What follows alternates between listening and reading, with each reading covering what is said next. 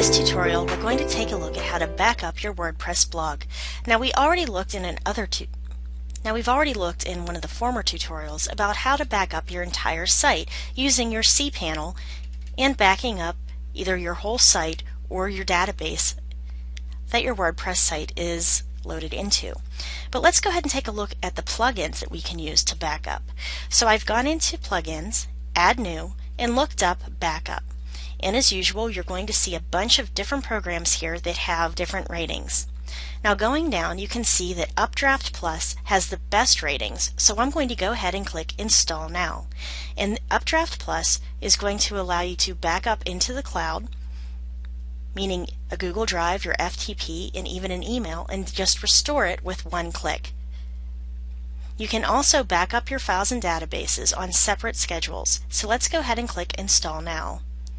Activate the plugin, and scrolling down we can see that we've got Updraft Plus Backup and Restore. So let's go ahead and take a look at our settings, and I'm going to click on Backup Now, and this is going to show us the backup directory where it will go. If you'd like this to go into another folder, you can go ahead and type the address in here, but I'm going to go ahead and leave it alone. It also shows you when the next backup is scheduled, when the next scheduled database backup is, and when the last backup has been done. Since I haven't done any of these yet, you'll see that these are all set on no backup has been completed. Underneath that, it has file backup intervals. You can do it manually, daily, weekly, or monthly.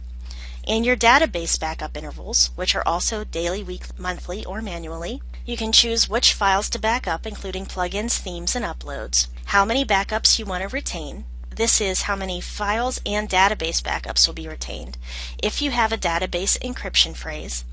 If you're going to be doing a remote backup, and this could be to Amazon S3, to a Google Drive, to an FTP, and to email. And I'm going to have it do a backup to an email. And then the email address where this will go. If you want to delete the local backup, and if you want to do it in debug mode. Once that's done, I'm going to click on Save Changes, and then I'm going to click on Backup Now. This is going to schedule a one-time backup. Click OK.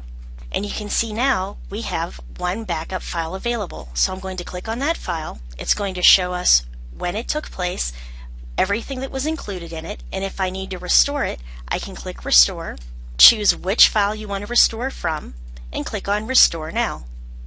So that's just a way that we can use one plugin to go ahead in and back up our site. Let's go back into our plugins. We can also edit. And this is if you know HTML and want to edit your files. Again, not recommended unless you really know what you're doing. And you can also donate. Donating is a great idea because the people that make up these widgets for you are putting their hard-earned time and money into making these widgets. And if you donate, you give them a little something back. So that's how we're going to do our backup and restore with Updraft Plus, although you can choose any of the other plugins that you saw, just make sure they have a high rating. So thanks for listening to this tutorial. I'll see you next time. Have a great time with your WordPress page.